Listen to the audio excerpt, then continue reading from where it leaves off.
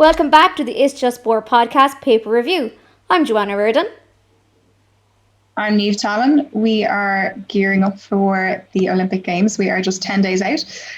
So we will bring you the latest on what's going on. The hockey and rowing teams are now out in Tokyo, as well as a number of the swimmers. In swimming, we know that everybody knew that Mona McSharry had qualified, but Danielle Hill had also made the FINA A time and had made her qualification. And they will now be joined by Ellen Walshe, who was officially confirmed last week. So we're delighted to see that, because she had made the standard, and with the Swim Ireland rule, everybody was just kind of waiting to see was she going to be selected or not. So the absolutely correct decision was made, and Ellen is now out in Tokyo and ready to compete. So congratulations to Ellen, and looking forward to seeing them all in action. The Irish athletics team has been made official. We have been waiting for it for so long. I think every week, I think it's next week, and are delighted to now finally see the list of athletes, because with the with the rankings, you're seeing people fall in and out of them. There's people on the edge, and you're like, I think they're going to make it, but is something going to happen just before the deadline? And so definitely go and check out that full list of athletes that are going. Phil Healy is set for the 200 metres, the 400 metres and the 4x400 metre relay. There was a bit of upset there. Charlene Maudsley will not be competing on the team, and has actually spoken about how disappointed that she is for not being selected. But we will see some of the others in action, and it's certainly going to be an exciting event. The 800 metres, we were wondering, were we going to see some Irish 800 metre runners there? And we will be seeing three. So we'll be seeing Nadia Power, Louise Shanahan and Siofra Clare Butner, who have all been in outstanding form in the last couple of months. So it'll be great to see them, pull on their Irish Olympic kit, something that they've been working really hard for. I know Siofra missed out on 2016 by a tiny margin, so it's great, to see her competing at Tokyo. Ciara Mageean will be joined by Sarah Healy in the 1500 metres, which is going to be massive experience for her. She's such a young athlete, and to get it out there and to be able to compete at her first Olympic Games, I think she's 19 or 20 years old, will be a phenomenal experience. Sarah Lavin is in with the 100 metre hurdles. We have been watching her, and she's just been outstanding over the past couple of months. She's just been really working to pick up those points, and to get the grade there. So yeah, delighted that she's been officially announced, and that she can celebrate becoming an Olympian after years of hard work. Michelle Finn and Eilish Flanagan will be competing in the 3,000 metre steeplechase. So another Olympic Games for Michelle Finn, and the first one for Eilish Flanagan, who is also a very young athlete and will gain massive experience. I think she was not really set to be competing. It's only kind of in the last couple of months that it looked like she actually would go through. So it's brilliant to see the young athlete get the chance to go out, race, gain experience, and it's building on their international careers. For the likes of Flanagan and Healy. In equestrian news, we will have Sarah Ennis riding in the eventing, with Heike Holstein competing in dressage. So that's all the kind of Olympic news that we have there. And I know there was lots of athletics action, which would be kind of, I think, the last little bit that we'll see, before the Olympic Games. Yeah, no, definitely, Niamh. It is incredibly exciting. In other athletic news, Ciara Mageean recorded a season's best of 4:02.48 in the 1500 metres, finishing 5th in the Monaco Diamond League. A really good improvement of her previous time, and also sees her automatically qualify for the 2022 World Athletics Championship. The Under-23 Championships also took place over the weekend. Ireland did well to deliver some fantastic results. The women's 4x100 metres relay was also in action, with the fastest non-automatic qualifying position for the final with a time of 44.64. Unfortunately, it wasn't enough to win, but they finished in 5th place. Cork's Stephanie Cotter came 6th in the women's 1500 metre final, nearly making a personal best with a time of 4:17.21. So yeah, incredibly busy weekend overall. My brother was down at the weekend, Niamh, and the first thing he asked me was to give him a list of all the athletes he needs to look out for. But I literally said to him, I was like, you need to go to the Her Sport channel. I'm not telling you. You need to go to visit Her Sport. Yeah. No, it was really good. Yeah, the U23 Championships, like it's great to see the athletes like getting that experience. In terms of the 4x100, it was a good race in the heat, and they obviously got through to the final on that fast non-automatic qualification spot, but they got to the final and they were actually like looking like pretty strong, and I'm not really sure what happened, but like technically like they didn't really come fifth because they didn't finish. But only four finished out of 8. So I'm not really sure what happened, because like I was watching it and I'm pretty sure the Irish girls dropped the baton or something, but so did 2 or 3 others. So it didn't really go the right way for several of the teams. 4 teams were actually the only ones that managed to finish the race, which obviously was really disappointing for everybody else. But look, the girls got a good race in the heat, and it was in the last handover. So everybody, like, you had 3 people that got to run. It was Gina actually that pulled up, so I'm not sure what happened there in the transition, but I'm assuming it was a drop baton. I have looked at any of the statements coming out of either the athletes or Athletics Ireland, and nobody has specifically said kind of what exactly happened, but sure, look, experience and another race under the belt for them. In cycling, it was a hugely successful outing for Team Ireland at the 2021 UCI Track Nations Cup in St. Petersburg. The cycling team took home 2 gold medals, 2 bronze medals, and saw 2 national records fall in an epic few days of racing. The team pursuit of Lara Gillespie, Mia Griffin, Kelly Murphy and Alice Sharp got a gold medal in their final against Russia. In the individual pursuit, Kelly Murphy secured Ireland's 2nd gold medal. She broke the national record to finish the race in 3:29.51. Mia Griffin competed in the bronze medal final and dominated her race with a winning time of 3:37.075. With over 7 seconds faster than her opponent, so that's pretty significant, and it will give her plenty of confidence. Lara Gillespie also medalled in the 4 event Omnium. Orla Walshe was also in action in the 500-meter time trial, and if you want to check out a video of her race, head over to her Instagram, Peddling Heroin, to see her in action. So that's what's going on in cycling. A sport definitely, like, figure out the rules and tune in to watch Shannon McCurley and Millie Kay competing in Tokyo, because familiarise yourself with cycling, and it's a really exciting sport to watch. Yeah, I mean, the only cycling I ever follow is the Paralympic cycling, just because it's always on my telly. But yeah, no, cycling is an incredible sport. I was actually only saying it to one of our Paralympic hopes, Eve McChrystal, about how bizarrely I always wanted to do the velodrome cycling, and she was like, "You do not want to. You will get very dizzy and very sick very quickly." So yeah, no, it's a really cool sport. Over in rowing news, Ireland had more crews competing for rowing this week at the World Under-23 World Championships. Alison Bergen competed in the women's single sculls B final. She placed 3rd with a final time of 8:06.47. Cliona Nolan finished 4th in the lightweight women's single sculls. Niamh, I know we always leave the rowing up to you. You can tell us exactly what it is we need to know. How did everyone get on? I know I just read through it, but how did the World Under-23s go?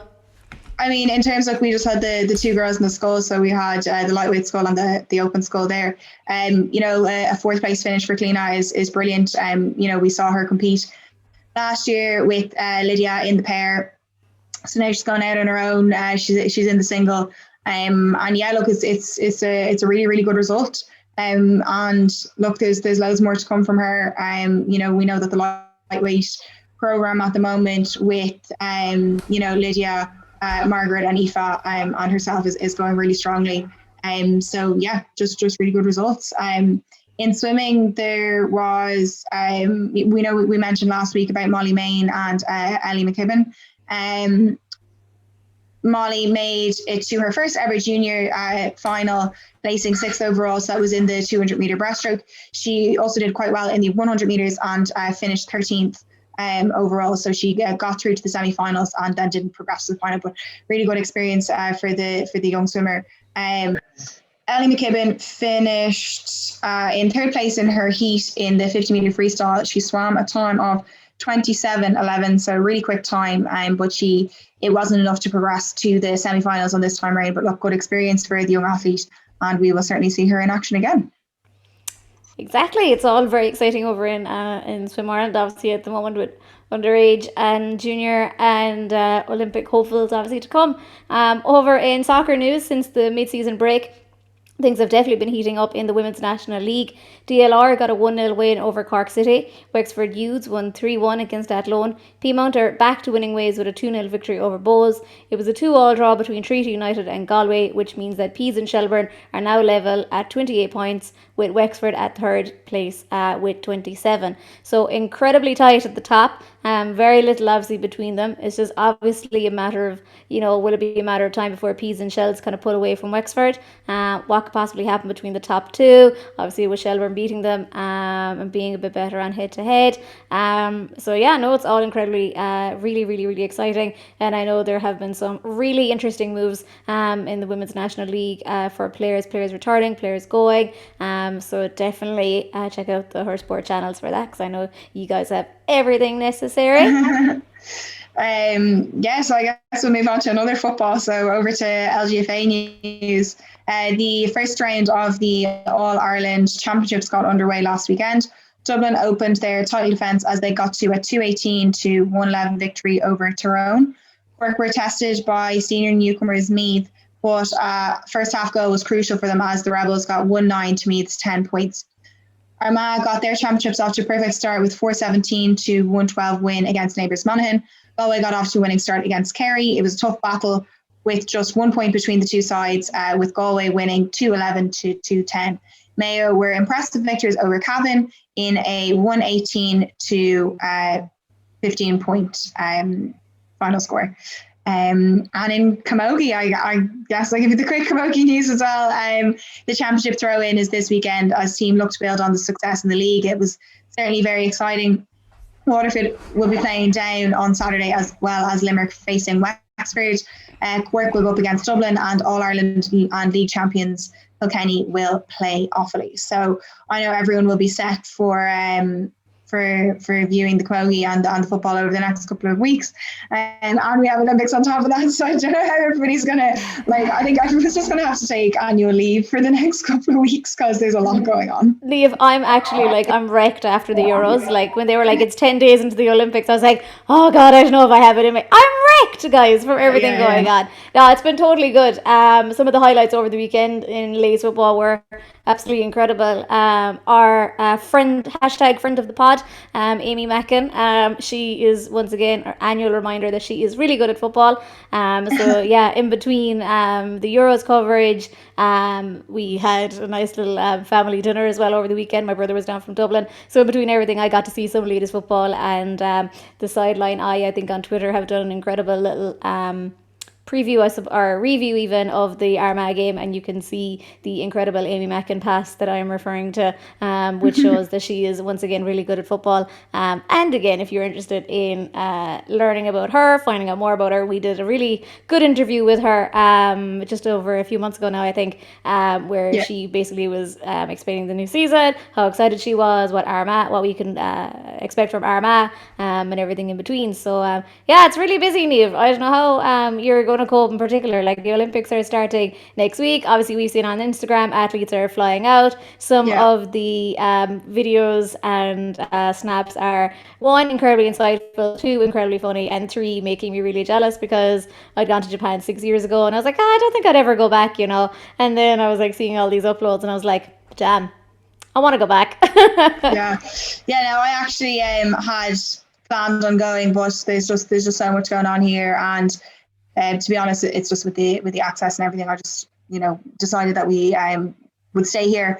We've done a huge amount of work for the Olympics, so there will be an absolute onslaught of interviews being released on Her Sport over the next couple of weeks, really, in the lead up and the duration of the Olympic Games. So we've talked to as many of the Olympic athletes as we possibly could. So we will be releasing all of those very soon, and you can look forward to the same with the Paralympic athletes once we are through the Olympic Games. So there will be loads and loads and loads of content for all our community to get to know these athletes, you know, and like get to know them, know their story, watch them compete. You'll know a bit about them. We'll have some fun quickfire questions in there, and so you get to know, you know, the favorite shows of people, Olympic tattoo, yes or no, who would they call if they got into trouble, like all of these fun things. So we've talked to loads and loads and loads of different athletes, so definitely tune in. In terms of coverage, like, look, there's obviously that, but there's obviously the interviews, but we'll obviously be bringing you the latest news every single day on what's going on. So tune in. Her Sport is where you need to be in terms of following the Irish athletes and what's going on. But myself and yourself will be very busy giving the updates. We'll, you know, give the updates throughout the games. And then, you know, we've also been having some really interesting conversations recently. So obviously we mentioned last week about Sha'Carri Richardson and her missing out on the Olympic Games. Like we mentioned that in last week's episode of the paper review, but we also went in depth talking about Sha'Carri Richardson as well. So if you haven't checked that out, definitely do. And then also we've spoken in great depth about transgender athletes. So check that out, educate yourself, find out a few of those things. The Tokyo Olympic Games will be the first Olympic Games in which a transgender woman will be competing against cis women. So have a look at that and find out more. We'd love to hear your thoughts on both of those debates, I suppose they are. People are weighing in with different sides. And I guess we can tell people that we had a really interesting conversation yesterday that we can release on Friday. So we had the privilege of speaking with Joanna Harper, who is an expert in, you know, transgender sport and other aspects of transgender life. As an athlete herself, a transgender woman, and also someone that has done, you know, significant research in the area of transgender athletes and the kind of fairness for both transgender women and cis women in terms of like the competition. And we found out some really interesting things. So looks like something like the marathon, transgender women might be able to compete, and it could be a level playing field for people, or as close to a level playing field, because obviously there has to be advantages somewhere for people to win, or, you know, be declared first, second and third or whatever it is, but for it to be comparable and you know, fair, but that things maybe like powerlifting will have to be looked at more stringently to ensure that there is fairness in competition there. But look, we learned loads, and we know it's something that people have been really interested in. Like that video that we did has had almost 1,000 views in a short space of time. So yeah, look, we'll release that one for you guys soon. But I think that's kind of all we've been up to lately.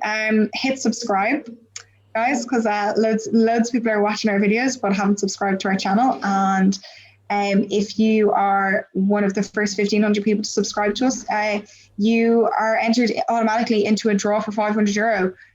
You know, we're bringing you loads of great content, so definitely hit that subscribe button so you can stay tuned for more, because there will be lots coming.